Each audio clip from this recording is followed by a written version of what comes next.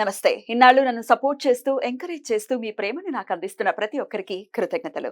అలాగే ఈ వీడియో కూడా ఖచ్చితంగా మీకు ఉపయోగపడుతుంది. లైక్, షేర్ అండ్ సబ్స్క్రైబ్ చేసి మీ సపోర్ట్‌ని నాకు అందించండి. అలాగే ఈ వీడియో పట్ల మీకున్న అభిప్రాయాన్ని కామెంట్ సెక్షన్‌లో కామెంట్ చేసి తెలియజేయండి. ఇప్పుడు వీడియోని చూద్దాం. నమస్తే, వెల్కమ్ టు అవర్ ఛానల్. నేను పద్మిని. ప్రస్తుతం మనతో పాటు astrologer, tarot card reader and crystal healer Anupama గారు ఉన్నారు. మాట్లాడదాం. అనుపమ గారు నమస్తే అండి. నమస్తే పద్మిని గారు. ఎలా ఉన్నారు అనుపమ గారు? బాగున్నానండి, థ్యాంక్ యూ. ఫైన్.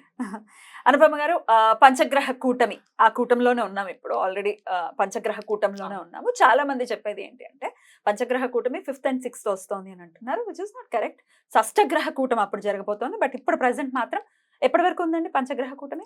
5th మనకి పంచగ్రహ కూటమి 15th వరకు ఉంటదండి. సో జూన్ 15th వరకు పంచగ్రహ కూటమిలోనే ఉంటాం మనం. రైట్. అసలు ఈ పంచగ్రహ కూటమి ఏ గ్రహాల ద్వారా ఏర్పడుతోంది? అలాగే షష్టగ్రహం అంటే 6 గ్రహాలు, మరి ఆ షష్టగ్రహ కూటమి ఎప్పుడు ఏర్పడుతోంది? ఏంటి దీనివల్ల? అంటే గ్లోబల్ గా ఏమైనా ఇంపాక్ట్స్ ఉంటాయా? పర్సనల్ ఇండివిజువల్ గా మన లైఫ్స్ లో కూడా ఏమైనా ఇంపాక్ట్ ఉంటుందా? What is your analysis Anupama గారు? షష్టగ్రహ కూటమి అయితే మనకి రేపు ఆల్రెడీ జూన్ 1st కి యురేనస్, మనం చాలా మంది నెగ్లెక్ట్ చేస్తారండి. వేదిక్ ఆస్ట్రాలజర్స్ యురేనస్ ని కన్సిడర్ చేయరు, వెస్టర్న్ లో కన్సిడర్ చేస్తారు. కానీ వేదిక్ లో కూడా మనం కన్సిడరేషన్ ఎక్కడ తీసుకోవాలంటే మండేన్ ఆస్ట్రాలజీ, అంటే గ్లోబల్ ఈవెంట్స్ ప్రెడిక్షన్స్ చేయడానికి మనకి ఈ ప్లానెట్స్, అవుటర్ ప్లానెట్స్ మనకి చాలా ఇంపార్టెంట్ అయిపోతాయి అన్నమాట. For example Neptune, Uranus, Pluto, ఈ 3 గ్రహాలు రవికి దూరంగా ఉంటాయి, పృథ్వీ పైన ఎఫెక్ట్స్ పడవు అని అనుకుంటూ ఉంటాం మనం. లేదండి, పడతాయి. డెఫినెట్లీ పడతాయి. అంటే ఇవి జనరేషనల్ గా చేసే చేంజెస్ అన్నమాట. ఒక కంప్లీట్ ఒక జనరేషన్ ని మార్పు తీసుకొచ్చే ప్లానెట్స్ అన్నమాట ఇవి. సో ఇంపాక్ట్ కొద్దిగా తక్కువ కనబడుతుంది డే టు డే రొటీన్ లో, కానీ ఎక్కువ కాలం ఉంటుంది కాబట్టి ఒక రాశిలో.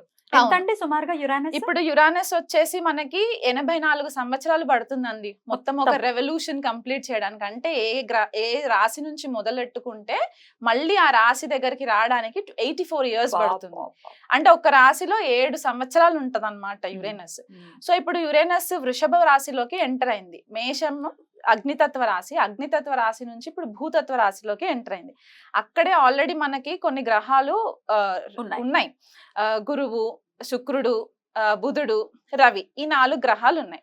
సో ఇప్పుడు యురేనస్ మనకి మొన్న జూన్ 1st కి ఎంటర్ అయినప్పుడు పంచగ్రహ కూటమి లాగా మనం కన్సిడర్ చేసుకోవచ్చు.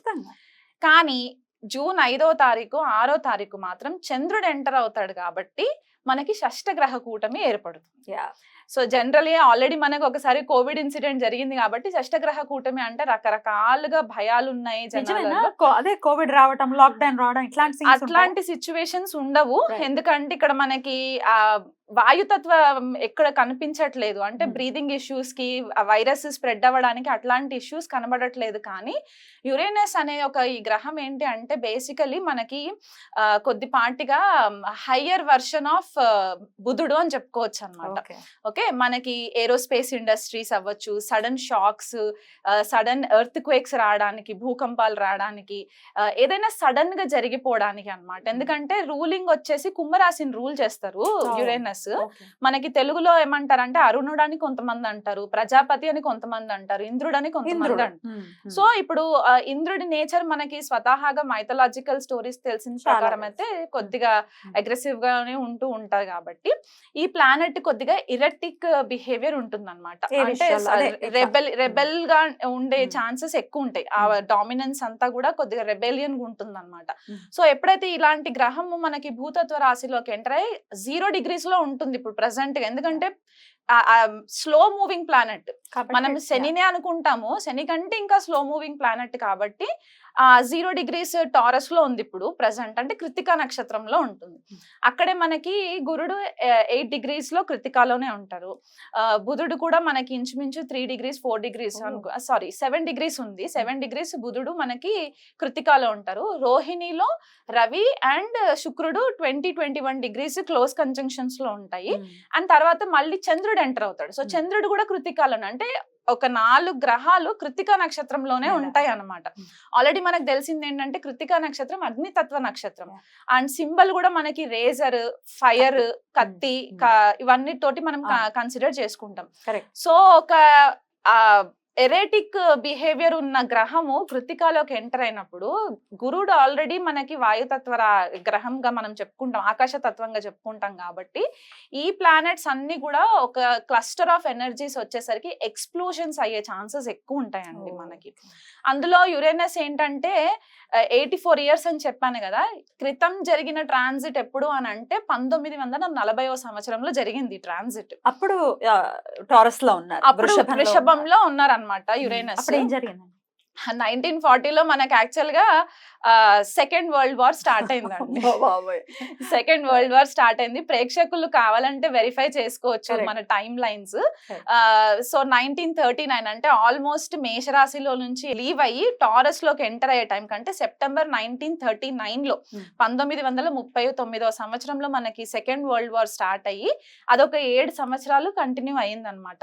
సో 46 వరకు మనకి అది కంటిన్యూయేషన్ లోకి వచ్చి అప్పుడు మనకి సెకండ్ వరల్డ్ వార్ మొత్తము ఒక పీస్ లెవెల్లోకి వచ్చింది.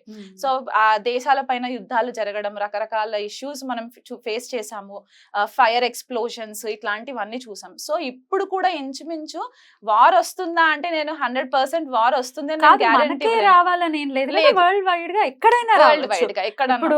ఇప్పుడు ఓన్లీ మన ఇండియాకే జరగాలని లేదు కదా, గ్లోబల్ గా ఎక్కడైనా జరగచ్చు. ఇప్పుడు యుక్రెయిన్ లో ఆల్రెడీ ఎట్లాంటి వాతావరణం ఉందో మనకు తెలుసు. సో ఇది ఇంకొంచెం ఎన్హాన్స్ చేస్తుందని అనుకోవచ్చా ఈ గ్రహ కూటమి? అవునండి, అవుతుంది. యుఎస్ తోటి కూడా కొద్దిగా ఇష్యూస్ రావడము, యుఎస్ రష్యా యుక్రెయిన్ కి ఇష్యూస్ రావడము, మళ్ళీ ఇప్పుడు మనకి ఇక్కడ అరబ్ కంట్రీస్ లో కూడా మనకి కొద్దిపాటిగా ఇష్యూస్ రావడము, ఇండియా వైపు కూడా మనకి ఇప్పుడు ఇండియా ప్రకారం తీసుకుంటే మన భారతదేశ ఇండిపెండెన్స్ వచ్చిన చార్ట్ ప్రకారం చూసుకుంటే గనక మనది వృషభ లగ్నం అవుతుంది.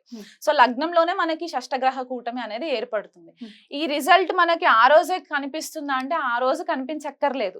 ఇది ఒక ప్రాసెస్, స్లో మూవింగ్ ప్రాసెస్ కాబట్టి it will take some time అన్నమాట. ఆ మొత్తం ఎనర్జీస్ అంతా కల్మినేట్ అయ్యి మనకు ఒక ఎండ్ రిజల్ట్ రావడానికి.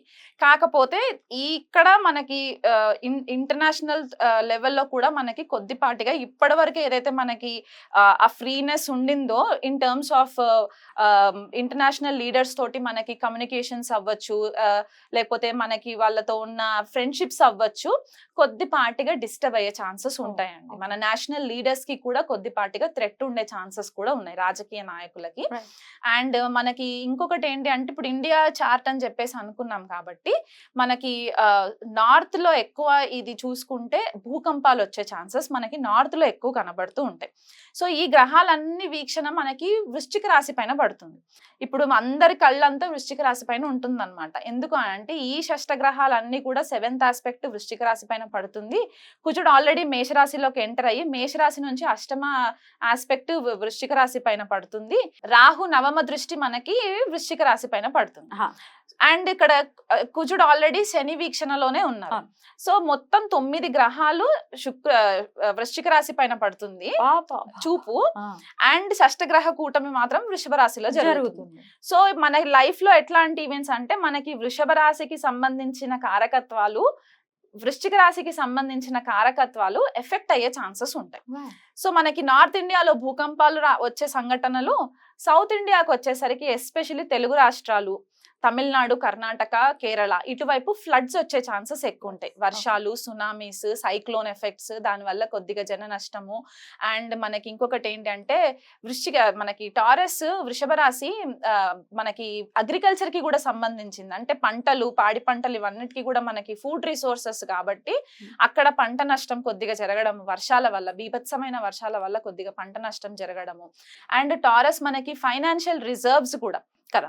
సో ఫైనాన్షియల్ గా కూడా మనకి కొద్దిపాటిగా డిస్టర్బెన్సెస్ రావడము, సడన్ చేంజెస్ రావడము, గ్లోబల్ అంటే మనకి ఇంటర్నేషనల్ లెవెల్ అండ్ మనకి నేషనల్ లెవెల్లో కూడా ఫైనాన్షియల్ రీస్ట్రక్చరింగ్ జరిగే ఛాన్సెస్ ఈ షష్టగ్రహ కూటమి ఎఫెక్ట్స్ వల్ల జరిగే ఛాన్సెస్ ఉన్నాయి. అండ్ అది కాకుండా స్పెసిఫిక్ గా ఇది ఎవరికి ఎక్కువ వర్తిస్తుంది అంటే ఇండివిజువల్ హారోస్కోప్స్ లో కూడా సడన్ గా ఫైనాన్షియల్ రిసెంట్మెంట్ రావడము. అండ్ ఇంకొకటి ఏంటి అంటే స్టాక్స్ లో ఇన్వెస్ట్మెంట్స్ చేస్తూ ఉంటారు కొంతమంది. స్టాక్స్ లో సడన్ గా లాసెస్ ఫేస్ చేయడము, ఒక కన్ఫ్యూజన్ కైండ్ ఆఫ్ ఎనర్జీస్ మనకి కనబడతాయండి ఈ Okay. షష్టగ్రహ కూటమి ఎఫెక్ట్స్ వల్ల. ఎన్నాళ్ళు ఉండొచ్చు ఈ ఇంపాక్ట్స్ అంతా కూడా? ఈ షష్టగ్రహ కూటమి అయితే మనకి 2 రోజులు ఉంటుంది. ఉంటుంది. జూన్ పంచగ్రహం 5. అయితే? పంచగ్రహం అయితే మనకి జూలై 15వ తారీఖు వరకు ఉంటుంది. అంటే రవి మనకి వృషభ రాశిలో నుంచి మిథునంలోకి వచ్చేయాలి. తర్వాత శుక్రుడు కూడా మిథునంలోకి వచ్చేస్తారు. అప్పుడు బుధుడు కూడా వచ్చేస్తాడు కాబట్టి ఇంకా లాస్ట్ మిగిలిన గ్రహాలు ఏంటి అంటే గురుడు అండ్ యురేనస్ 2 కలిసి ఉంటాయి కాబట్టి ఇది మనకి long lasting effect. Next year కి మనకి కొద్దిపాటిగా డిస్టర్బెన్సెస్ ఇంకెక్కువ విట్నెస్ చేయడానికి ఉంటదండి. అది మనకి మండేన్ లెవెల్లో చెప్పుకునే అంశాలు అన్నమాట ఇవి. ఇండిపెండెన్స్ కి ఒకసారి చెప్పండి, ఏ ఏ రాశి వాళ్ళకి ఎలా ఉంటుంది అనేది ఒకసారి చెప్పండి. ఒకవేళ నెగటివ్ ఇంపాక్ట్స్ గనుక ఉంటే వాళ్ళు ఏం చేసుకోవచ్చు ఈ ఇంపాక్ట్ నుంచి బయటపడటానికి అనేది కూడా ఒక్కసారి. ఫైనల్లీ మీన రాశి వారికి ఎలా ఉంటుంది? మీనరాశి వాళ్ళకి తృతీయంలో జరుగుతుంది ఈ ట్రాన్సిట్. సో వీళ్ళకి సబ్ కాన్షియస్ మైండ్ యాక్టివ్ అయిపోవడం. Okay. And cluster of planets ఇక్కడ తృతీయంలో జరగడం అండ్ మీనరాశిలోనే ఆల్రెడీ అక్కడ రాహు సంచారము, నెప్ట్యూన్ కూడా ఉంది. మనం నెప్ట్యూన్ కన్సిడర్ చేయము జనరల్ గా, but I'm just telling. Neptune కూడా అక్కడ ఉంది కాబట్టి కొద్దిగా ఏవైతే ఇల్యూషన్స్ ఇదివరకు ఏవైతే మాయా ప్రపంచంలో ఉండుంటే గనక ఆ ఇల్యూషన్స్ సడన్ గా వీళ్ళకి రియాలిటీ లాగా టర్న్ అవ్వడం అన్నమాట. అది వీళ్ళ అన్ఎక్స్పెక్టెడ్ రియాలిటీ. అది పాజిటివ్ అవ్వచ్చు, నెగిటివ్ అవ్వచ్చు. అదొకటి జరిగే ఛాన్సెస్. కోబాన్స్ తోటి అంటే యంగర్ సిబ్లింగ్స్ ఎవరైనా ఉంటే గనక, తమ్ముడు చెల్లి ఇట్లాంటి వాళ్ళు ఎవరైనా ఉంటే గనక వాళ్ళతోటి కొద్దిపాటిగా డిస్టర్బెన్సెస్ వచ్చే ఛాన్సెస్ అయితే ఉంటాయి. అంటే ఇక్కడ మైండ్ సెట్స్ మ్యాచ్ అవ్వవు. ఈ 1 మంత్ కూడా కొద్దిపాటిగా డిసగ్రిమెంట్స్ ఉండే ఛాన్సెస్ ఉంటాయి. షార్ట్ డిస్టెన్స్ ట్రావెల్ చేసేటప్పుడు మాత్రం కొద్దిపాటిగా కేర్ఫుల్ గా షార్ట్ డిస్టెన్స్ ట్రావెల్ చేసుకోవచ్చు. కమ్యూనికేషన్ లో కొంచెం కేర్ఫుల్ గా ఉండాలండి కమ్యూనికేషన్ వైజ్. సో ఓవరాల్ గా అన్ని రాశుల వాళ్ళకి కూడా చెప్పారు కాబట్టి ఏదైనా రెమెడీ ఉందా? మీరు ఆల్రెడీ చెప్పారు ఏ పనులు చేయకుండా జాగ్రత్తగా ఉండండి అనేది కూడా వన్ ఆఫ్ ద రెమెడీస్ అని చెప్పుకోవచ్చు. అయినప్పటికీ ఇంకా ఆరాధన విషయంలో ఏదైనా చెప్తారా? ఆరాధన విషయంలో అంటే మనకి వృషభంలో ఇవన్నీ ప్లానెట్స్ జరుగుతున్నాయి కాబట్టి అందరూ ఫస్ట్ ప్రే చేయాల్సింది శ్రీ మహాలక్ష్మికి. ఎందుకంటే మనకి రిసోర్సెస్, ఫైనాన్షియల్ రిసోర్సెస్ అవ్వచ్చు, అబండెన్స్ అవ్వచ్చు, భూమికి సంబంధించి పంటలు ఇవన్నీ కూడా వృషభ రాశికే సంబంధించి ఉంటాయి కాబట్టి శ్రీ మహాలక్ష్మికి ఆరాధన చేసుకోవడము, లక్ష్మి అష్టోత్తరం చదువుకోవడము, ఆవు నెయ్యితో దీపం పెట్టడము ఇట్లాంటివి రెగ్యులర్ గా చేయాలి 1 మంత్ కూడా. అండ్ ఇంకొకటి ఏంటి అంటే మనకి స్కార్పియో కూడా యాక్టివ్ అయిపోయి ఉంది కాబట్టి అండ్ ఈ మెయిన్ ప్లానెట్స్ ఏవైతే ఉన్నాయో ఈ గ్రహాలన్నీ కూడా కృతికాలో జరుగుతున్నాయి కాబట్టి యుతి మొత్తం కృతికాలో ఉంది కాబట్టి సుబ్రహ్మణ్యేశ్వర స్వామి ఆరాధన చాలా ఇంపార్టెంట్. స్కంద కవచము డైలీ ఒక్కసారైనా సరే ఉదయం లేవగానే స్నానం అవన్నీ చేసేసుకున్న తర్వాత స్కంద కవచము చదవడానికి రాకపోయినా కనీసం ఇంట్లో ప్లే చేయండి. ఎందుకంటే మనం ఈ ఎనర్జీస్ అన్ని కూడా మనల్ని కొద్దిపాటిగా ర్యాష్ డెసిషన్స్ తీసుకునే ఛాన్సెస్, ర్యాష్ డ్రైవింగ్స్ ఇవి జరిగే ఛాన్సెస్ ఉంటాయి కాబట్టి మనల్ని మనం ప్రొటెక్ట్ చేసుకోవడానికి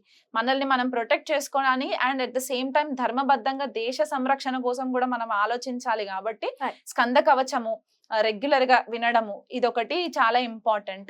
వీళ్ళు కుదిరితే సుబ్రహ్మణ్యేశ్వర స్వామికి అర్చన అభిషేకాలు చేసుకోవచ్చు. రైట్ అండి, చాలా బ్యూటిఫుల్ గా ఎక్స్ప్లెయిన్ చేశారు. డెఫినెట్లీ ఎందుకంటే యురానస్ ని కన్సిడర్ చేస్తూ గనుక ఒకవేళ ప్రిడిక్షన్ ఇస్తే ఎంత అక్యురేట్ గా ప్రిడిక్షన్ వస్తుంది అనేది చెప్పటం అనేది ఎవరికి వారు దాన్ని చూడాల్సిందే కదా. చాలా మంది కన్సిడర్ చెయ్యరు కానీ ఇంత మేజర్ రోల్ ని ప్లే చేస్తారు. యురానస్ అవ్వచ్చు, నెప్ట్యూన్ అవ్వచ్చు, డెఫినెట్ గా రోల్ ని ప్లే చేస్తారు. మీరు కూడా మీ ప్రిడిక్షన్ మీరు చూస్తారా? చూస్తానండి, డెఫినెట్లీ చూస్తాను. అంటే మనకి యురేనస్ ఆస్ట్రాలజీకి చాలా ఇంపార్టెంట్ ప్లానెట్ అన్నమాట, జ్యోతిష్య విద్యకి అండ్ ఏరోస్పేస్ ఇండస్ట్రీకి కూడా చాలా ఇంపార్టెంట్. ఎందుకంటే కుంభరాశిలో రూల్ చేసినా సరే శతభిష నక్షత్రం మనకి యురేనస్ కి కన్సిడర్ చేస్తారు బేసికల్ గా. అండ్ మనకి ఇక్కడ వృశ్చిక రాశిలో ఉచ్చ పొందుతారు అండ్ వృషభంలో నీచబడతారు. సో ఈ 2 మెయిన్ అకల్ట్ కి సంబంధించి అంటే గుప్త విద్యలకి సంబంధించి చాలా అద్భుతంగా వివరించారు. ఈ నెలల్లో కూడా వీలైతే కూడా అందరూ చాలా జాగ్రత్తగా ఉంటూ అటు సుబ్రహ్మణ్యేశ్వర స్వామి ఆరాధన అండ్ లక్ష్మీదేవి ఆరాధన చెప్తున్నారు కాబట్టి అవి చేసుకుంటూ అందరికీ ప్రశాంతవంతంగా ఈ సమయం వెళ్ళాలని మనస్ఫూర్తిగా కోరుకుంటూ చక్కగా మాకు తెలియజేశారు. కృతజ్ఞతలండి. నమస్తే. నమస్తే అండి.